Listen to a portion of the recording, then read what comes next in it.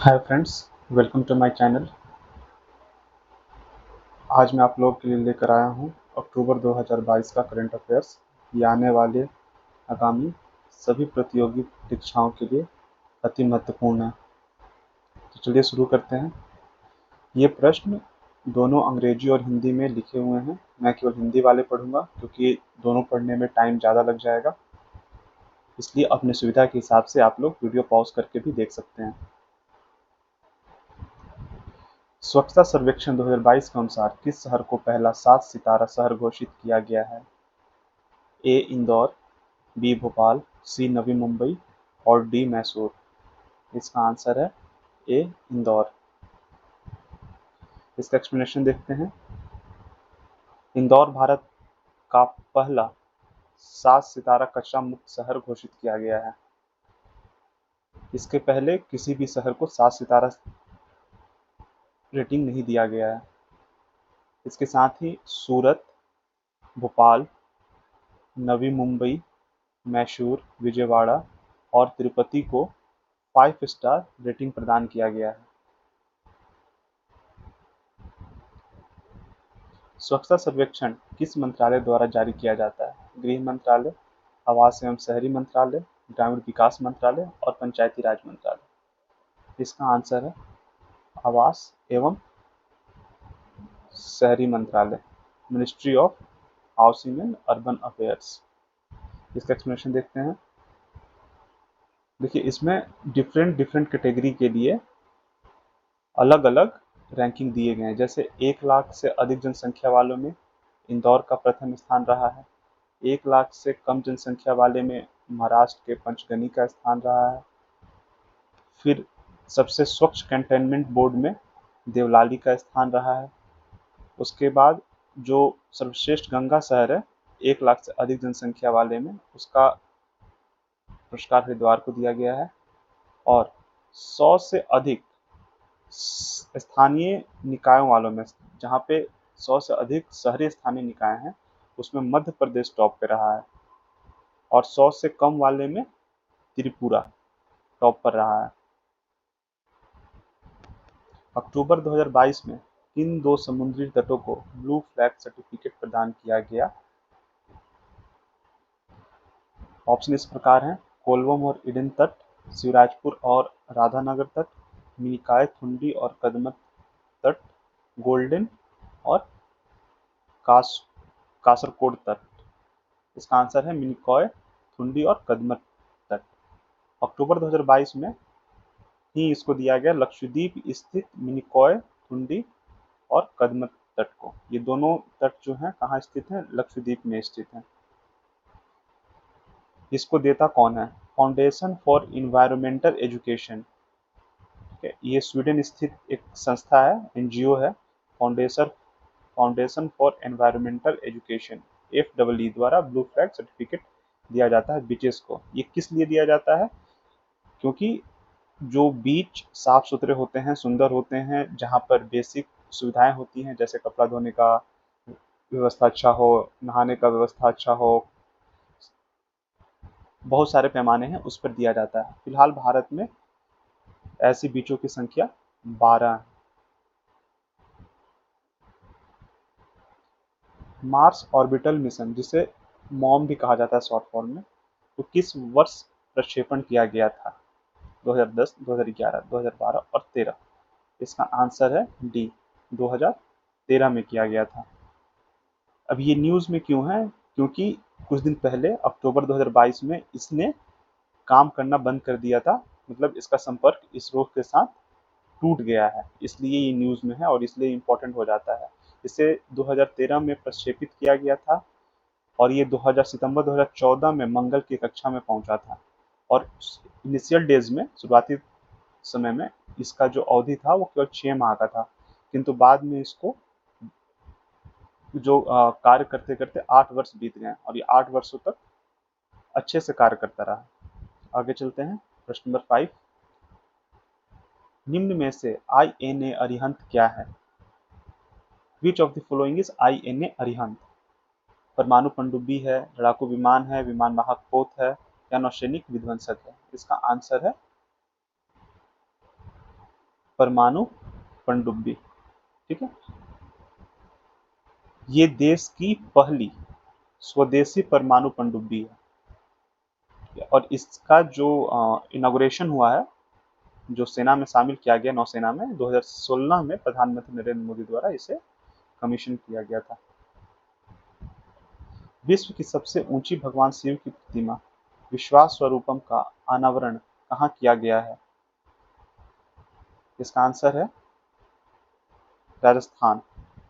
ठीक है, ये राजस्थान के राजसमंद जिले में नाथ द्वारा एक जगह है, वहां पर स्थापित किया गया है। इसकी ऊंचाई है 369 फीट और इसको तैयार करने में कुल 10 वर्षों का समय लगा है। इसका लोकार्पण किसने किया था? तो एक कथावाचक हैं मुरारी बापू, इन्होंने ही इनका लोकार्पण किया है।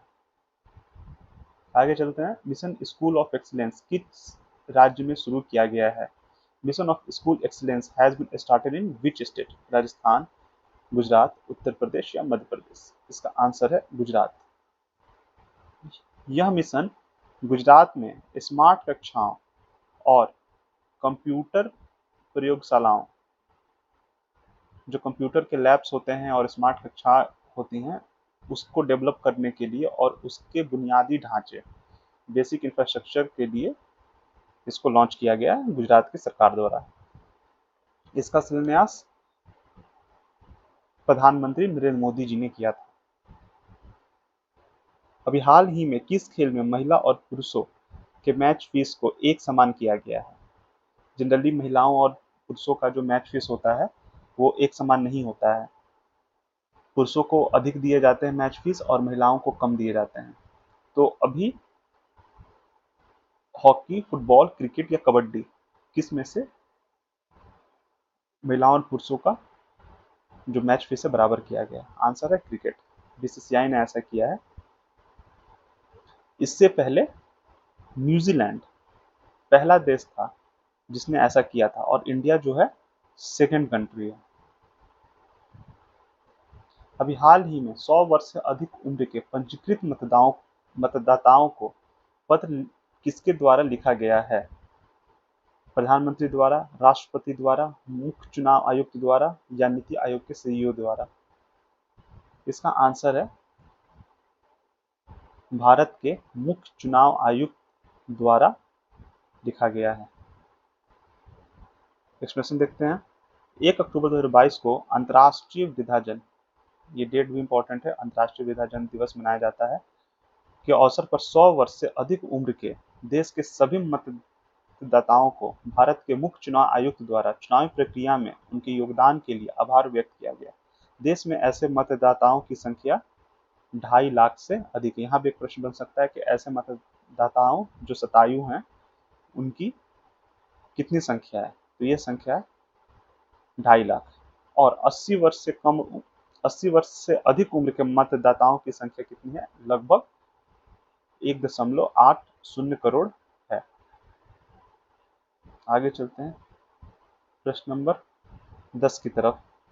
वर्ष 2023 के लिए संघाई सहयोग संगठन का अध्यक्षता कौन सा देश करेगा? Which country will chair the Shanghai Cooperation Organization for the year 2023? Uzbekistan, Pakistan, चीन और भारत। इसका आंसर है भारत। ठीक है, एससीओ का जो 2022 का सम्मेलन है, इसका आयोजन कहाँ किया गया था? इसका आयोजन किया गया था संघाई सहयोग संगठन का 2022 का सम्मेलन समरकंद में किया गया था। ये कहाँ है? उज्बेकिस्तान। ठीक है, और 2023 में भारत इसकी मेजबानी कर रहा है। अभी हाल ही में भारतीय वायुसेना में शामिल प्रचंड क्या है?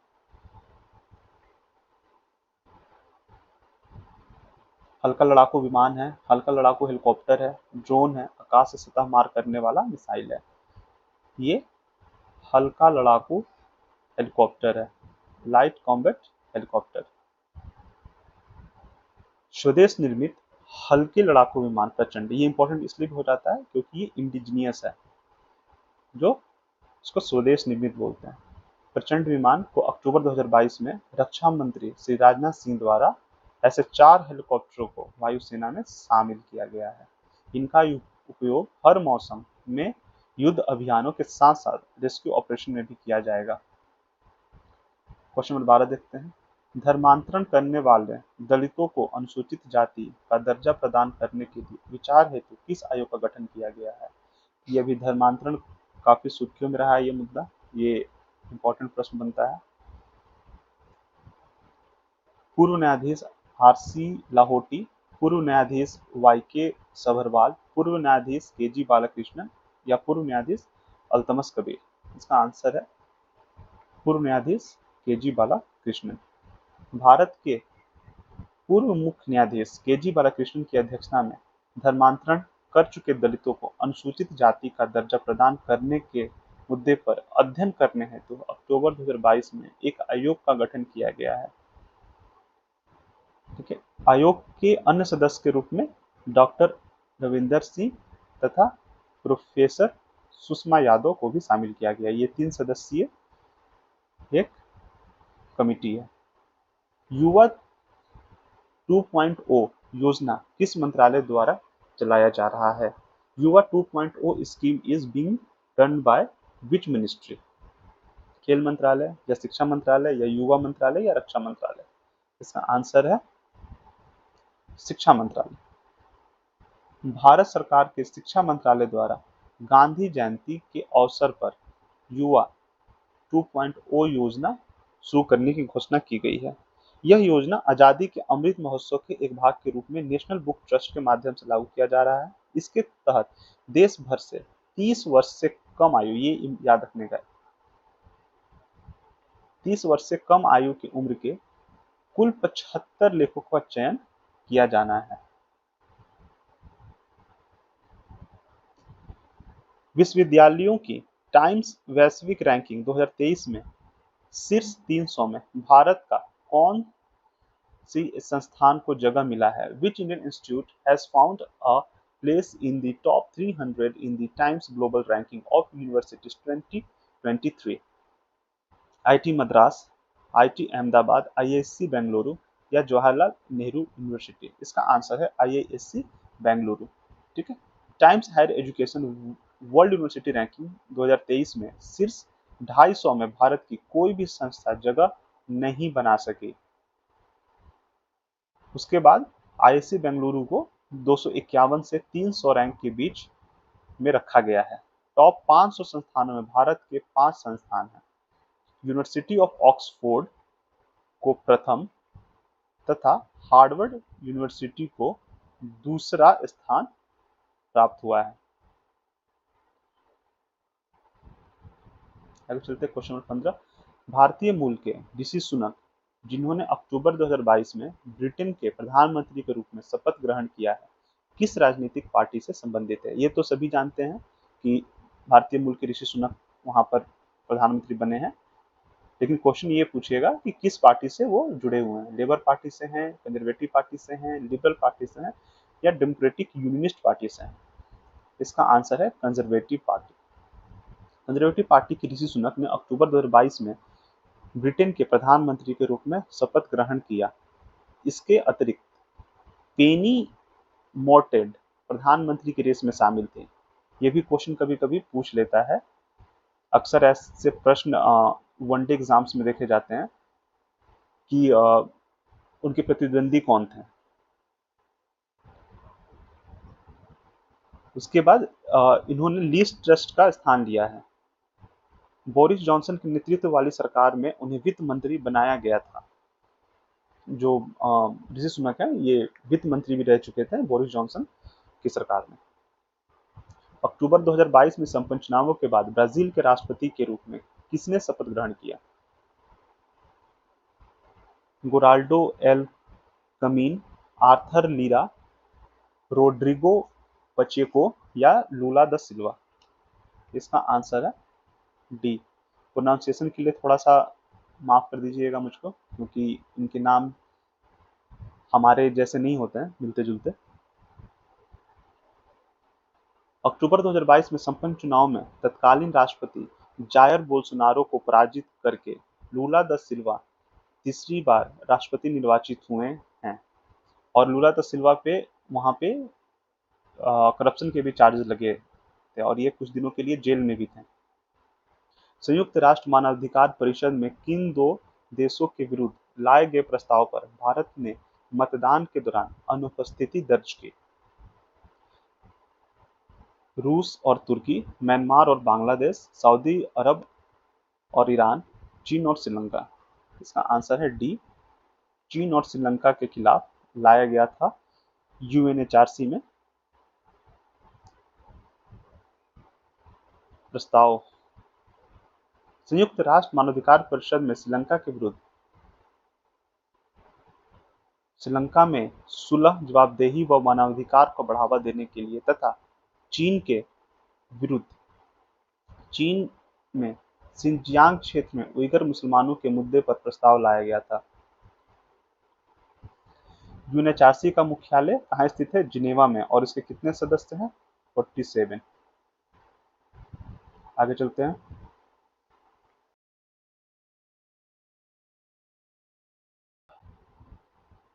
किस देश में 9 माह में दूसरी बार तख्ता पलट देखा गया? Which country witnessed a coup for the second time in 9 months? A Venezuela, B Bolivia, C Burkina Faso या डी सोमालिया। इसका आंसर है सी बुर्किना फासो। जनवरी 2022 में सैन्य तख्ता पलट का शिकार हुए बुर्किना फासो में एक बार पुनः सैन्य अधिकारियों जुंटा नेता ने राष्ट्रपति बने लेफ्टिनेंट कर्नल पॉल हेनरी दामिबा की सरकार का तख्ता पलटकर सत्ता पर नियंत्रण कर लिया है। 34 वर्षीय इब्राहिम ट्रात्रे सत्ता पर नियंत्रण वाले विश्व के सबसे युवा नेता हैं।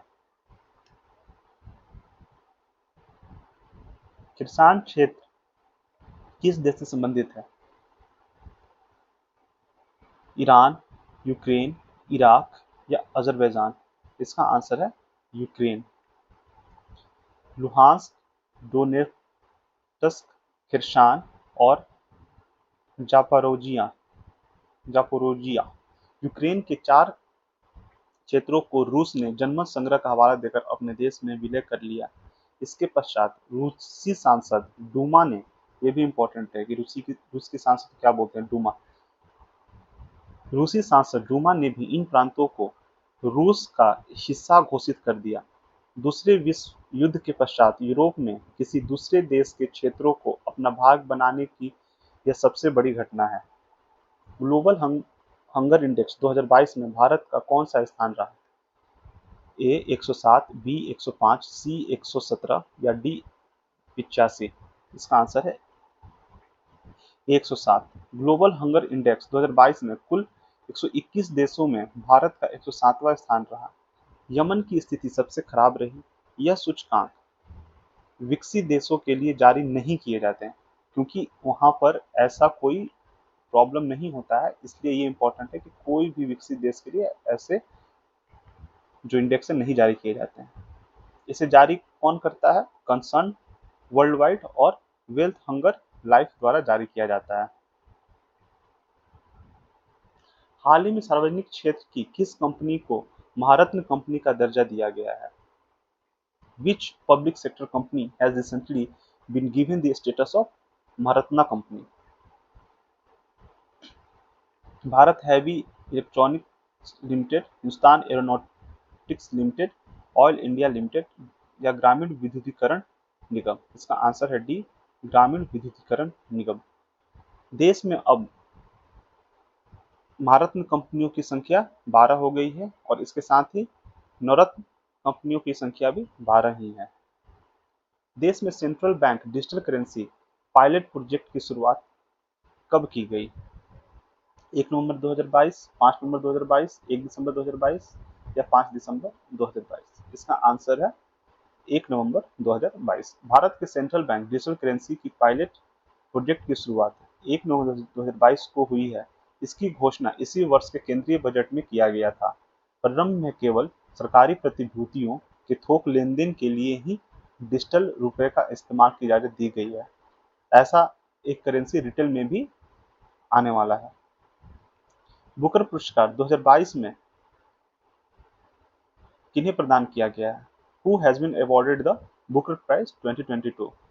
Sheehan Karunatilaka, Elizabeth Strout, Claire Keegan, Alan Garner. इसका आंसर है सिहान करुणातिलका। सिहान करुणातिलका को उनके पुस्तक सेवन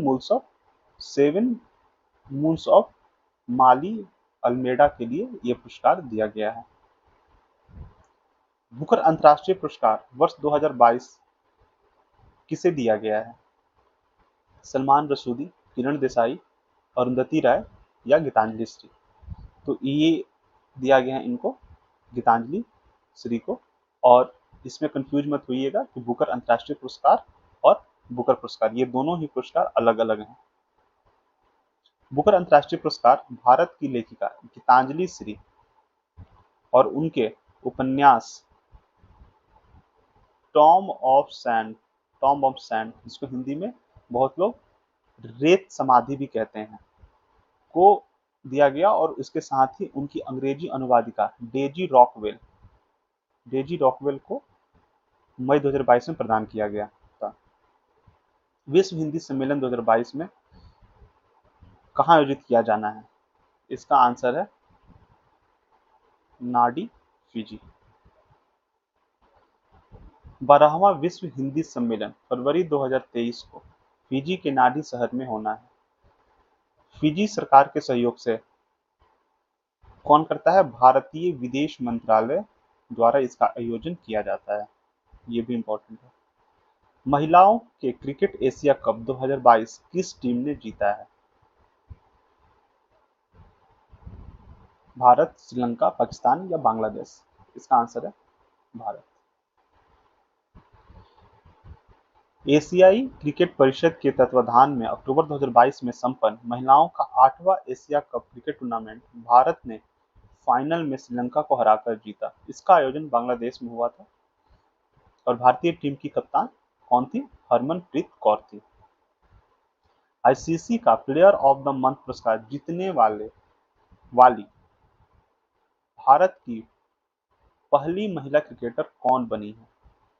झूलन गोस्वामी, स्मृति मंधाना, हरमनप्रीत कौर या दीप्ति शर्मा? इसका आंसर है हरमनप्रीत कौर। हरमनप्रीत कौर को आईसीसी द्वारा सितंबर 2022 के लिए प्लेयर ऑफ द मंथ चुना गया। भारत के पुरुष क्रिकेटरों में सर्वप्रथम यह सम्मान ऋषभ पंत को जनवरी 2021 में दिया गया था। यह पुरस्कार पाने वाले अन्य भारतीय क्रिकेटर हैं रविचंद्रन अश्विन, भुवनेश्वर कुमार और श्रेयस अय्यर। 36वें राष्ट्रीय खेल किस राज्य में संपन्न हुआ? In which state the 36th national game were held? Maharashtra, Gujarat, Rajasthan या हरियाणा? इसका आंसर है गुजरात। इसका आयोजन 29 सितंबर 2022 से 12 अक्टूबर 2022 को गुजरात के 6 शहरों में संपन्न हुआ। पदक तालिका में प्रथम स्थान सेना का रहा तथा दूसरा स्थान महाराष्ट्र का रहा। पदक तालिका में सबसे निचला स्थान बिहार का रहा जो 31वां था। बिहार ने केवल 2 कांस्य पदक ही जीते।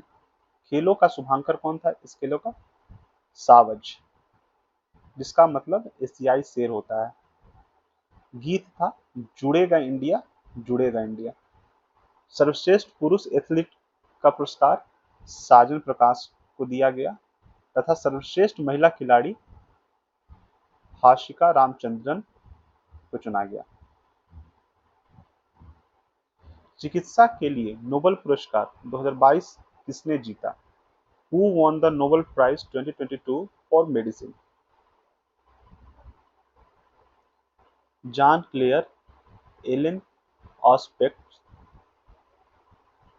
स्वबंते पाबो या आर्डेम पटापाउटियन और डेविड जूलियस? आंसर देखते हैं। इसका आंसर है स्वतेम्बे पाबो। स्वीडन स्थित max plant institute of evolutionary anthropology के संस्थापक निदेशक हैं ये। इनके पिता बायोकेमिस्ट थे जिन्हें चिकित्सा के क्षेत्र में 1982 में नोबेल पुरस्कार मिल चुका है। इन्होंने साइबेरिया में मिले 40,000 वर्ष पुराने उंगली की हड्डी के टुकड़ों पर शोध करते हुए लुप्त मानव जाति व आधुनिक मानव जाति के बीच लिंक की तलाश के लिए निएंडरस्थल जीनोम की सीक्वेंसिंग पर काम किया।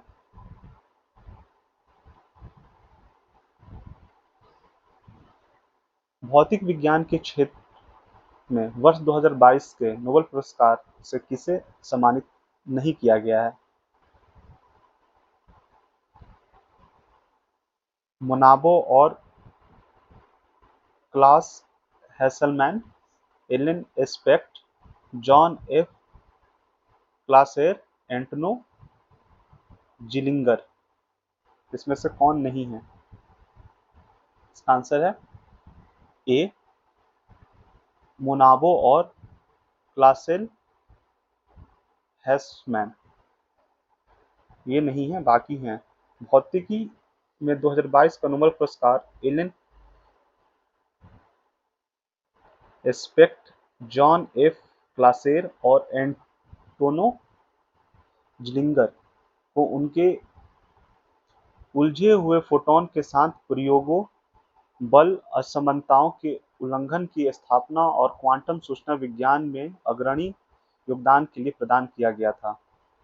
10 मिलियन स्वीडिश क्रोनर की पुरस्कार राशि तीनों में विभाजित की जाएगी। फ्रांस की मैरी क्यूरी 1903 में भौतिकी के लिए नोबेल पुरस्कार जीतने वाली पहली महिला थी। अब तक 4 महिलाओं को भौतिकी के लिए नोबेल पुरस्कार से सम्मानित किया जा चुका है। रसायन विज्ञान के लिए 2022 का नोबेल पुरस्कार किसने जीता है?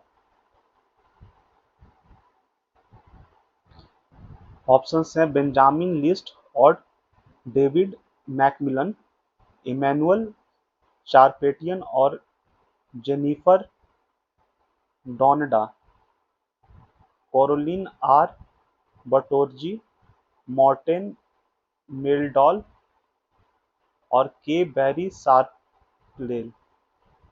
मुनाबे क्लैस हैसलमैन और जॉर्जियो पेरिसी। इसका आंसर है कैरोलिन आर बर्टोजी, मॉर्टेन मेल्डॉल और आर के बैरी शार्पलेस। रसायन विज्ञान 2022 का नोबेल पुरस्कार क्लिक केमिस्ट्री और बायो ऑर्थोगोनल केमिस्ट्री के विकास के लिए प्रदान किया गया है।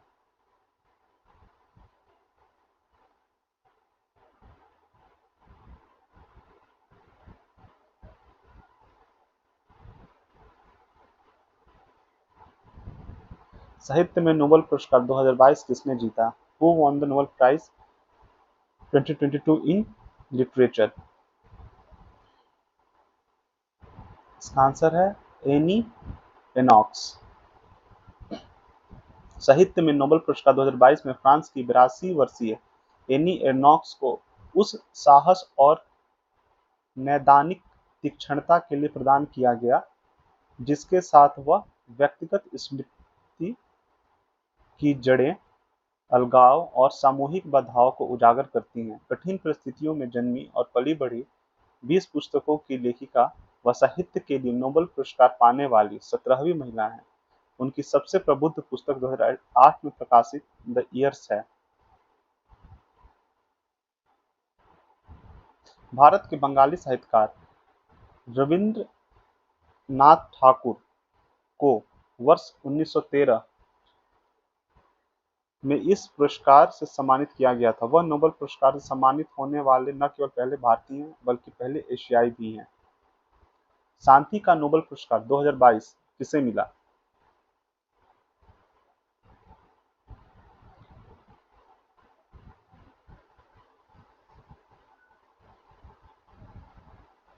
आंसर है एलिस बालियात्स्की मेमोरियल और सेंटर फॉर सिविल लिबर्टीज।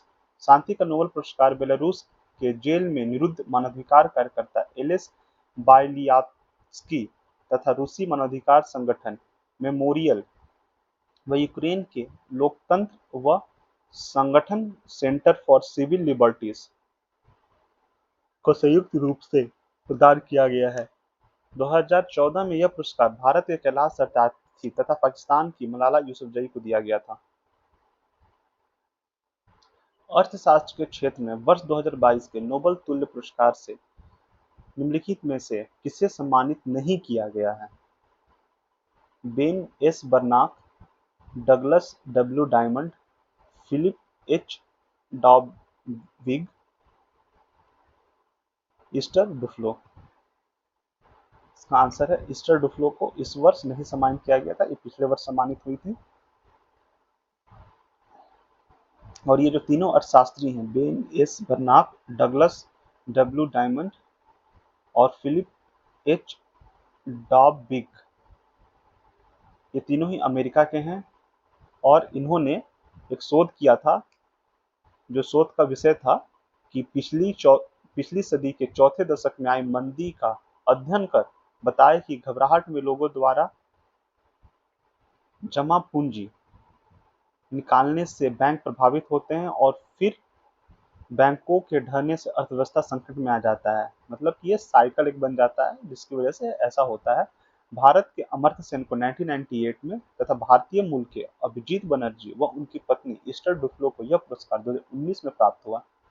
यह पुरस्कार बाद में स्वीडन के केंद्रीय बैंक द्वारा 1968 में स्थापित किया गया था, इसीलिए इसको नोबेल तुल्य ही पुरस्कार बोलते हैं, जो इकोनॉमिक्स में दिया जाता है। इसकी भी चयन प्रक्रिया वैसी ही होती है जैसे नोबेल पुरस्कार की होती है। अंतर्राष्ट्रीय हॉकी महासंघ द्वारा वर्ष 2021-22 के लिए सर्वश्रेष्ठ पुरुष खिलाड़ी का खिताब किसे दिया गया? ग्राहम रीड, विवेक सागर प्रसाद, पीआर सीजेस या हरमनप्रीत सिंह। ये हरमनप्रीत कौर से कंफ्यूज मत कीजिएगा, ये हरमनप्रीत सिंह जो हैं ये हॉकी से हैं। इनको देखते हैं इसका आंसर। हरमनप्रीत सिंह को लगातार दूसरे वर्ष पुरुषों में प्लेयर ऑफ द ईयर घोषित किया गया। इसके साथ ही पुरुषों में पीआर सीजेस तथा महिलाओं में स्वाति सविता पुनिया को सर्वश्रेष्ठ गोलकीपर के रूप में चुना गया। उन्हें भी यह पुरस्कार लगातार दूसरे वर्ष मिला। ग्राहम रीड को सर्वश्रेष्ठ कोच का पुरस्कार मिला, जो वर्तमान में पुरुष टीम के कोच हैं। अंबेडकर ए लाइफ पुस्तक किसने लिखी है? शशि थरूर, वसीम अकरम, सलमान रसूदी या अरुंधति राय। इसका आंसर है शशि थरूर।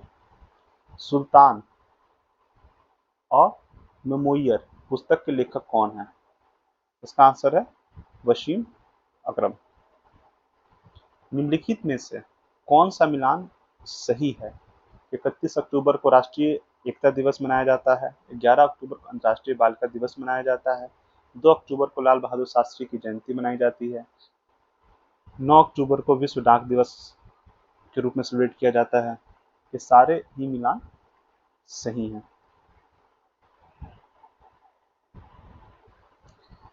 वर्तमान में भारतीय क्रिकेट कंट्रोल बोर्ड बीसीसीआई के अध्यक्ष कौन हैं? सौरभ गांगुली, अरुण धूमल, जय शाह या रोजर बिन्नी।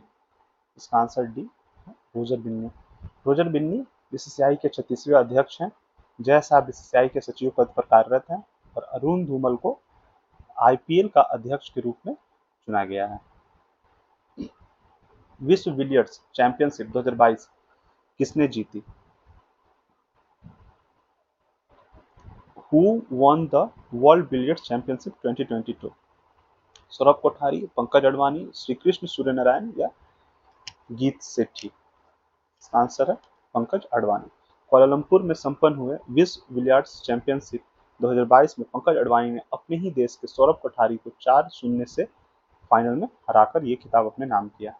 भारत के स्टार शटलर सात्विक साईराज और चिराग शेट्टी ने हाल ही में कौन सा ओपन टूर्नामेंट जीता है?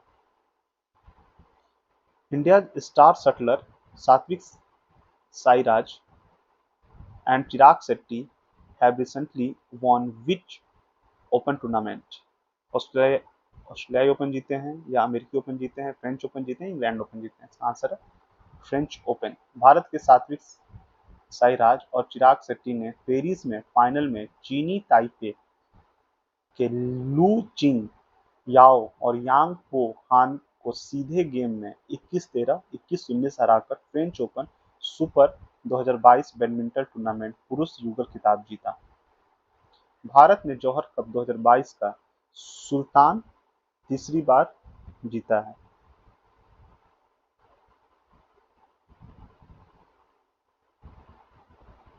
इसका संबंध किस खेल से है? India has won the Sultan of Johor cup third time, which game is associated with?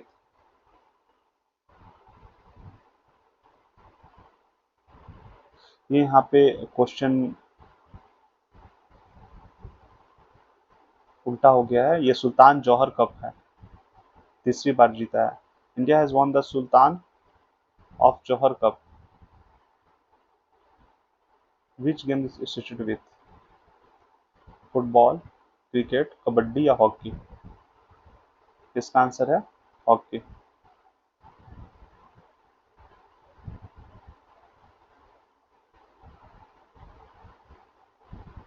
Bharat ने फाइनल मुकाबले में ऑस्ट्रेलिया को शूट आउट में 4-5 से हराकर ये खिताब अपने नाम किया। पुरुष फीफा 2022 का आयोजन कहाँ किया गया है? ईरान, सऊदी अरब, कुवैत या कतर? इसका आंसर है कतर। 2022 में विश्व कप के शुभांकर का नाम लाइब दिया गया है, जिसका अर्थ होता है एक बहुत ही ज्यादा स्किल्ड प्लेयर। 2026 में विश्व कप अमेरिका, कनाडा और मैक्सिको की संयुक्त मेजबानी में आयोजित किया जाएगा। महिला फीफा 2023 किस देश में आयोजित किया जाएगा? Female FIFA 2023 will be held in which country? America, Britain, Australia या न्यूजीलैंड या कतर? किसमें? इसका आंसर है ऑस्ट्रेलिया और न्यूजीलैंड। इसका शुभांकर का नाम तजुनी दिया गया है, जो एक पेंगुइन है। अंडर 17 महिला विश्व कप किस देश ने जीता? Which country has won the under 17 female world cup? इसका आंसर है स्पेन। इसका आयोजन भारत में ही हुआ था। मुंबई में खेले गए फाइनल में कोलंबिया को हराकर स्पेन ने दूसरी बार इस खिताब को जीता। विश्व फार्मूला 1 रेस 2022 में विश्व चैंपियन किसे घोषित किया गया है?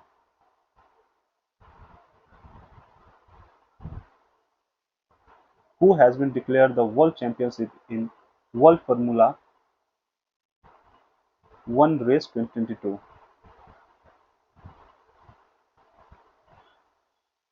इसका आंसर है मैक्स वेस्टापेन। रेड बुल टीम के मैक्स वेस्टापेन ने लगातार दूसरे साल यह खिताब अपने नाम किया है। राष्ट्रमंडल खेल 2026 के लिए क्रमशः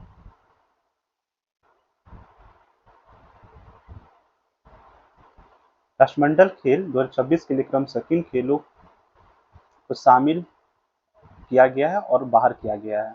निशानेबाजी और कुश्ती, क्रिकेट और वॉलीबॉल, कबड्डी और स्केटिंग,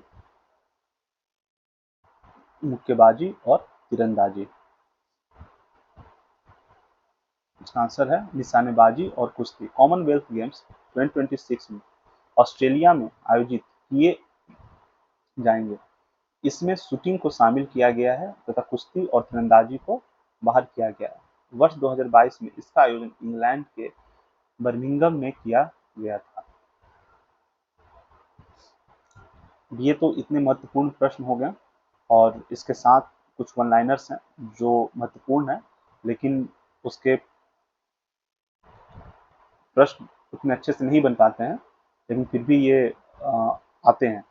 जैसे भारत, मोजाम्बिक व तंजानिया का संयुक्त नौसैनिक अभ्यास हुआ है, इसका नाम क्या दिया गया है? इसका नाम है IIMT त्रिलाट, और ये तंजानिया में आयोजित किया गया था। भारत, ब्राजील और दक्षिण अफ्रीका का संयुक्त नौसैनिक अभ्यास का नाम क्या है? इसका आंसर है इप्सा MAR। इप्सा MAR। इसका आयोजन दक्षिण अफ्रीका में किया गया था। भारत सिंगापुर द्विपक्षीय नौसेना अभ्यास है, इसका नाम क्या है? इसका नाम है सिम्बेक्स, जो विशाखापट्टनम में आयोजित किया गया था। आगे चलते हैं। 37वें राष्ट्रीय खेलों का आयोजन कहाँ प्रस्तावित है? गोवा में प्रस्तावित है 37 राष्ट्रीय खेलों का आयोजन। अमेरिका में एक तूफान आया था फ्लोरिडा में, उसका नाम क्या है? यान। अस्ताना ओपन में नोवाक जोकोविक विजेता बने हैं। ईरानी कप में शेष भारत टीम ने 29वीं बार विजेता बनी है। कैरम के विश्व चैंपियनशिप में भारत की रश्मि कुमारी महिला वर्ग में तथा पुरुष वर्ग में संदीप दिवे ने खिताब जीता है।